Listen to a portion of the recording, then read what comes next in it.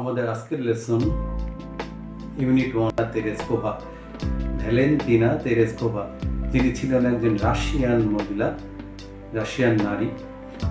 তো এনার কথা কেন আমরা বলছি এই কারণে, ইনি হলেন পৃথিবীর প্রথম মহিলা বা নারী যে মহাকাশে ভ্রমণ করেছিলেন।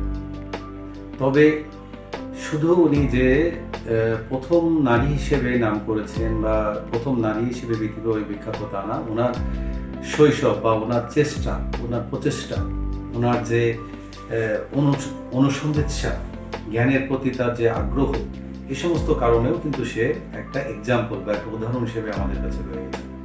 মধ্য রাশিয়ার একটা জেলার নাম হচ্ছে কোতায়েভস্কি, সেই জেলার একটা ছোট্ট গ্রাম ম্যাসলেনিকোভ, এই গ্রামে ভ্যালেন্টিনা তেরেস্কোভা জন্মগ্রহণ করেন। এবং তাহলে বোঝা যাচ্ছে তার অবস্থানটা ছিল খুব ছোট একটা গ্রামে, এবং তার বাবা মাও কিন্তু খুব বিত্তশালী ছিল না। তার বাবা ছিল একজন ট্রাক্টর ড্রাইভার, খুবই সাধারণ পরিবারে। এবং তার মা কেমন ছিলেন, তার মাও ছিল একজন কর্মী বা ওয়ার্কিং ক্লাস ফ্যামিলির মধ্যে পড়েন তারা। তিনি ছিলেন টেক্সটাইল ওয়ার্কার, টেক্সটাইল মিলে বা টেক্সটাইল কারখানায় উনি কাজ করতেন। তাতে বোঝা যাচ্ছে তার আর্থিক সচ্ছলতা তেমন ছিল না। Her family was from a small country village where her mother, Yelena, was a milkmaid, and Vladimir, her father, worked as a tractor driver. As war broke out with Finland, he was conscripted into the army. The family heard of his death when Valentina was less than 3 years old. I belong to a generation of children of the war. তিনি পড়াশোনা শুরু করেন যথাসময়ে, অর্থাৎ 1945 সালে দ্বিতীয় বিশ্বযুদ্ধের পরে উনি স্কুলে যোগ দেন। কিন্তু উনি লেখাপড়া কিন্তু চালিয়ে যেতে পারেন নাই, সে আর্থিক অসচ্ছলতার কারণে হতে পারে। তিনি 1953 সালে লেখাপড়া ত্যাগ করেন, কিন্তু তারপরেও উনি লেখাপড়াটা প্রাতিষ্ঠানিকভাবে ত্যাগ করলেও উনি কিন্তু একেবারে বাদ দেন না। উনি ডিস্টেন্স লার্ন, দূর প্রশিক্ষণের মাধ্যমে লেখাপড়া চালিয়ে যান। এবং ছোটবেলা থেকে তার একটা আগ্রহ ছিল প্যারাশুটিং এর উপরে। প্যারাশুটিং কি, আকাশ থেকে যে বিমানে করে গিয়ে ওখানে প্যারাশুট নিয়ে জাম্প করা, প্যারাশুট জাম্প করে, এর প্রতি তারা ছোটবেলা থেকে আগ্রহ ছিল। এবং এই স্বপ্ন পূরণের জন্য তিনি কিন্তু ভর্তি হন একটা লোকাল অ্যারো ক্লাব, যেখান থেকে এই প্যারাশুটিং এর উপরে প্রশিক্ষণ দেওয়া হয়, সেখানে তিনি যোগদান করেন। 22 বছর পরে 21শে মে 1959 সালে তিনি প্রথম প্যারাশুটে ভর করে আকাশ থেকে নামেন। সে সময়ে তিনি কিন্তু নিজেও কাজ করতেন তার মায়ের মতো একটা টেক্সটাইল ওয়ার্কার হিসেবে। প্যারাশুটের যে এই অভিজ্ঞতা, প্যারাশুটিং এর যে এই অভিজ্ঞতা, আকাশ থেকে লাফিয়ে পড়া প্যারাশুটিং এ, এই অভিজ্ঞতা কিন্তু তাকে পরবর্তীতে হেল্প করেছিল যে তাকে সিলেক্টেড হওয়ার ব্যাপারে বা তার একটা নির্বাচিত হওয়ার ব্যাপারে একটা অ্যাস্ট্রোনট হিসাবে। অ্যাস্ট্রোনট শব্দের অর্থ হলো নভোচারী, যেটা আমেরিকাতে অ্যাকচুয়ালি এটাকে বলা হয় অ্যাস্ট্রোনট, রাশিয়াতে এটাকে বলা হয় cosmonaut. Valentina Tereshkova's journey into space began with parachuting. I made my first jump on May 21st, 1959. পৃথিবীতে প্রথম মহাকাশচারী অর্থাৎ মহাকাশে ভ্রমণ করেছিলেন যিনি, তার নাম হচ্ছে ইউরি গ্যাগারিন। ইউরি গ্যাগারিন নাম হয়তো আমরা জানি। উনি 1961 সালে মহাকাশ ভ্রমণ করেন। তো ইউরি গ্যাগারিনের পরে ইনি সোভিয়েত রাশিয়ার নাগরিক ছিলেন। তারপরে কিন্তু রাশিয়া সিদ্ধান্ত নিল যে এবার তারা একটা নারীকে মহাকাশে পাঠাবে। তো একজন নারীকে পাঠাতে গেলে তার জন্য একটা সিলেকশন দরকার হয়। 1962 সালের 16 ফেব্রুয়ারি তারিখে এই প্রকল্পের জন্য আবেদন করেন প্রোলেতারিয়েত ভ্যালেন্টিনা তেরেস্কোভা। প্রোলেতারিয়েত কেন বলা হচ্ছে তাকে? তিনি নিম্ন ক্লাস থেকে আসছেন, তাদেরকে বলা হয় ওয়ার্কিং ক্লাস বা নিম্ন ক্লাস যারা ছিল রাশিয়াতে, তাদেরকে বলা হয় প্রোলেতারিয়েত। তো প্রোলেতারিয়েত শ্রেণীর এই যে ভ্যালেন্টিনা তেরেস্কোভা এখানে অংশগ্রহণ করেন। কতগুলো এর মধ্যে অংশগ্রহণকারী ছিল? এর মধ্যে অংশগ্রহণকারী ছিল 400 আবেদনকারী ছিল 400 আবেদনকারীর মধ্যে কিন্তু তিনি সিলেক্টেড হন। лейтенанта Терешкову, заместителями младших лейтенантов Соловьеву и Пономареву. На космодроме корабль. এবং তার পরপরই তাকে কিন্তু বেশ কিছু ট্রেনিং বা প্রশিক্ষণ নিতে হলো, যেমন হচ্ছে ওয়েটলেস ট্রেনিং বলে, মানে ওজনহীনতার পরীক্ষা।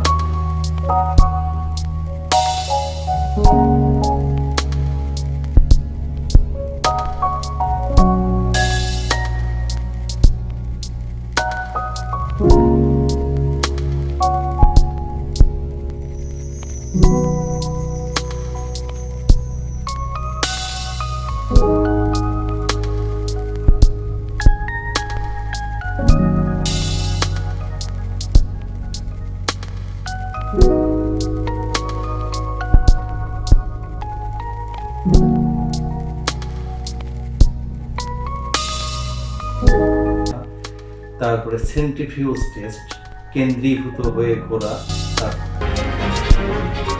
Пятерых девушек из первого отряда космонавтов в центре подготовки тут же окрестили. Предъявляется к организму, который должен быть в космическом пространстве.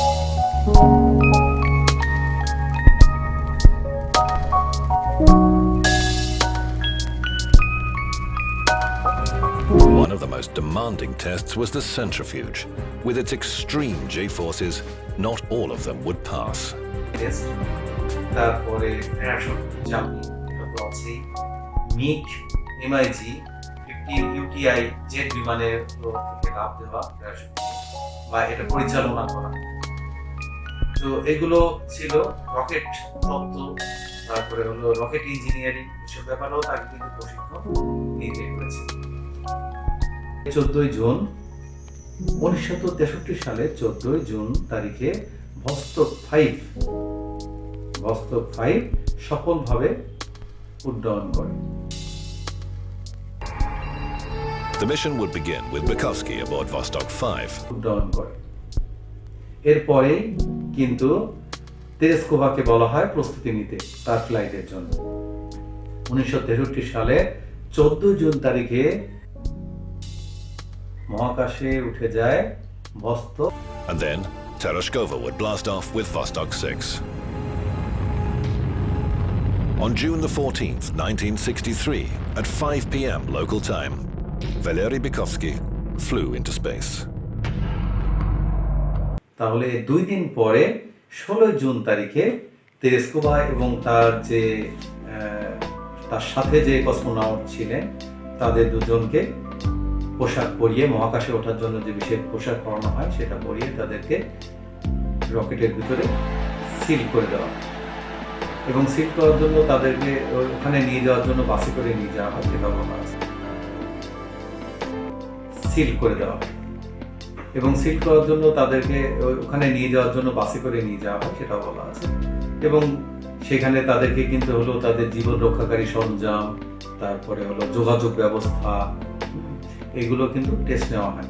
এবং হলো তারা যাতে হলো যদি কোনো রকম বিপদ আপদ ঘটে যাতে তারা ভালোভাবে বা নিরাপদে বেরিয়ে আসতে পারে, তার জন্য হলো যে জীবন রক্ষাকারী কিছু সরঞ্জাম থাকে, সেই সরঞ্জামগুলো টেস্ট করা হয়।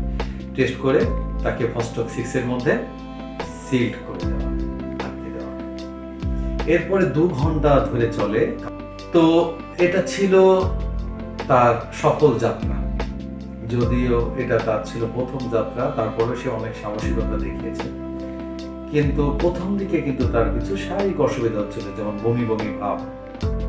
প্রথম দিকে তার কিছু বমি বমি ভাব হয়েছিল এবং মাথা ঘোরা ভাব, এগুলো সাধারণত হয়ে থাকে মহাকাশে যেতে গেলে, সেগুলো তার।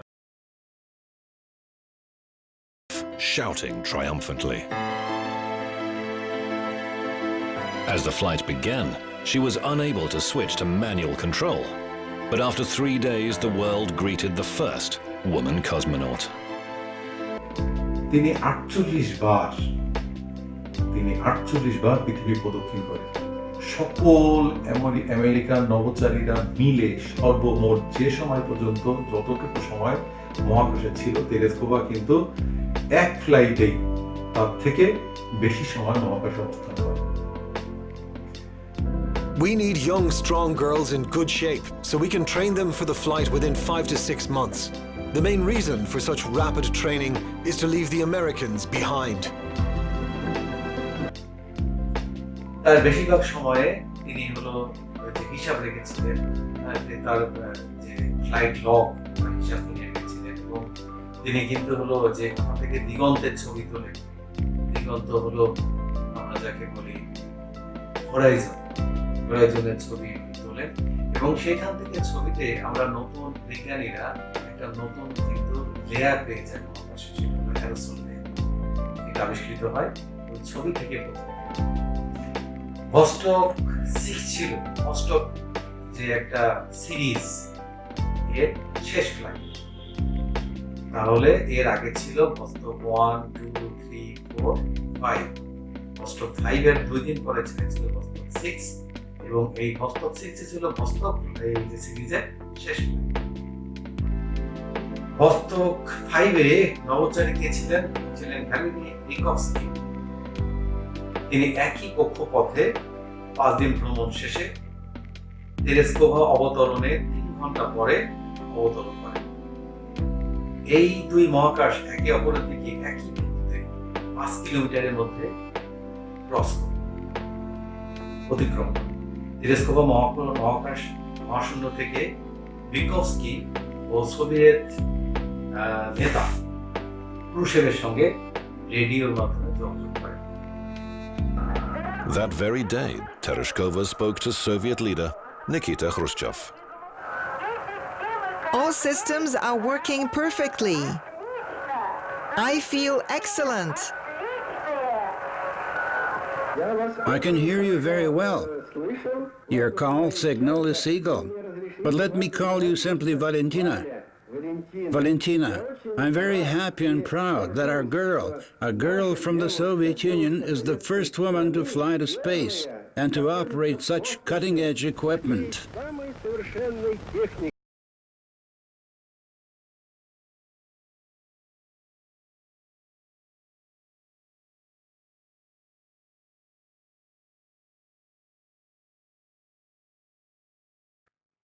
অনেকদিন পর 1977 সালে তেরেস্কোভা বুকোভস্কি এয়ারফোর্স একাডেমি থেকে ইঞ্জিনিয়ারিং এ ডক্টরেট ডিগ্রি লাভ করেন। তাহলে বোঝা তার জ্ঞানে প্রতি তৃষ্ণা কতটা ছিল। এরপরেও কিন্তু উনি ডক্টরেট ডিগ্রি লাভ করেন। এরপরে উনি চিন্তা করেন উনি রাজনীতিতে যোগ দেবেন, যেহেতু তিনি আগে রাজনীতির সঙ্গে কিছুটা সংযুক্ত ছিলেন। শেষ পর্যায়ে এসে ঠিক করেন তিনি রাজনীতিতে যোগ দেবেন এবং রাজনীতিতে যোগ দেন। সোভিয়েত আমলে তিনি সুপ্রিম সোভিয়েতের অন্যতম প্রেসিডিয়াম সদস্য ছিলেন। বর্তমানে এই যে লিভিং লিজেন্ড, জীবন্ত কিংবদন্তি যাকে বলা হয়, তিনি রাশিয়ার যে লোয়ার পার্লামেন্টের নিম্নকক্ষে সদস্য হিসেবে দায়িত্ব পালন করছেন। তার 70তম জন্মদিনে রুশ প্রধানমন্ত্রী ভ্লাদিমির পুতিন তাকে আমন্ত্রণ জানান, এবং সেখানে তিনি একটা অদ্ভুত দাবি বা ইচ্ছা প্রকাশ করেন। তার দাবিটা ছিল কি বা ইচ্ছা ছিল কি? তিনি ইচ্ছা প্রকাশ করেন মার্সে যাবেন, যদি সেটা হয় এক সিঙ্গেল ফ্লাইট, অর্থাৎ হলো ওয়ান ওয়ে ফ্লাইট, মানে তিনি শুধু যেতে পারবেন, যেহেতু মার্স তো অনেক দূরে, সেখান থেকে গিয়ে আবার ফিরে আসা, এটার জন্য হলো বিজ্ঞানীরা গবেষণা চালাচ্ছে এবং অনেক দূরে এগিয়েছে, যে হলো ওখানে যাওয়াটা অনেক দিনের ব্যাপার এবং ফিরে আসা তার জন্য ফুয়েলও লাগবে অনেক। যদি এমন হয় রাশিয়া কখনো এরকম চিন্তা করে যে ওখানে যাবে, ফিরে আসতে পারবে না, এগিয়ে ছবি বা কিছু বানাতে পারবে, কিন্তু নৌকার যানটা ফিরে আসতে পারবে। তারপরেও তিনি বলেছেন যে এমন যদি ফ্লাইটের চিন্তা করা হয়, তারপরেও তাকে পাঠানোর জন্য তিনি আহ্বান করেন। তাহলে তার জ্ঞান প্রতি যে আগ্রহ, তার যে মহাকাশ ভ্রমণের প্রতি আগ্রহ, তার অজানাকে জানার প্রতি আগ্রহ, এইগুলো আমাদেরকে বিমোহিত করে।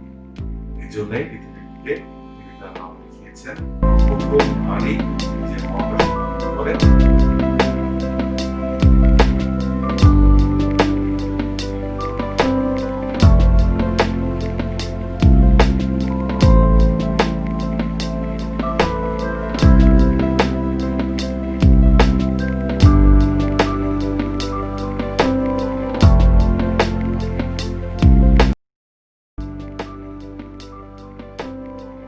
Tereshkova, born on March 6, 1937 in the village Maslenikova, Tutelovsky district. in central Russia.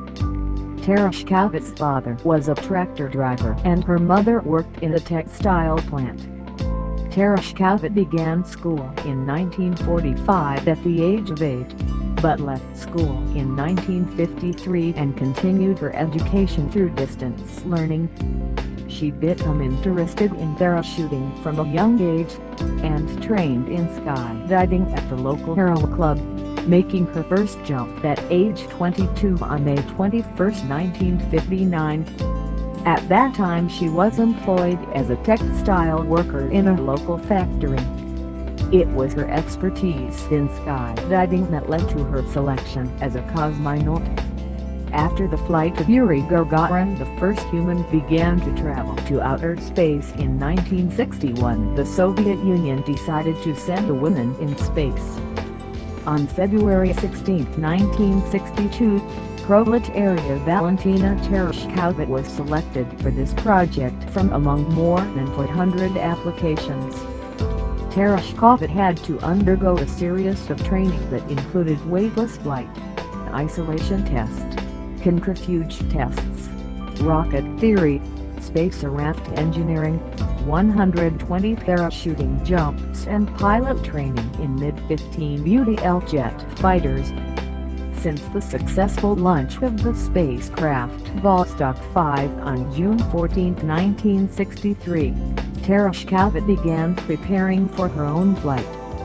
On morning of June 16, 1963, Tereshkova and her backup cosmonaut Solovyova were dressed in spacesuits and taken to the Space Shuttle launch pad by a bus.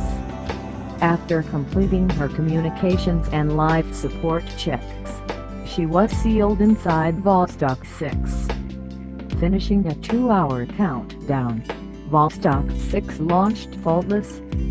Although Tereshkova experienced nausea and physical discomfort for much of the flight, she orbited the Earth 48 times and spent almost 3 days in space. With a single flight, she logged more lifetime than the combined times of all American astronauts who had flown before that date. Tereshkova also maintained a flight log and took photographs of the horizon, which were later used to identify aerosol layer within the atmosphere. Vostok 6 was the final Vostok flight and was launched 2 days after Vostok 5, which carried by Valery Vykovsky into a similar orbit for 5 days, landing 3 hours after Tereshkova.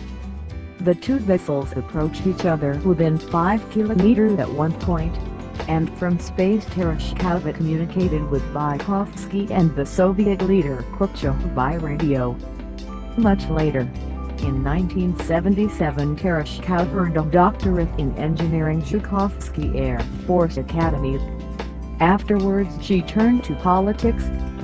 During the Soviet regime she is a member in the lower house of Russian legislature. On her 78th birthday, when she was invited by the Russian President Vladimir Putin, she expressed her desire to fly to Mars, even if for a one-way trip.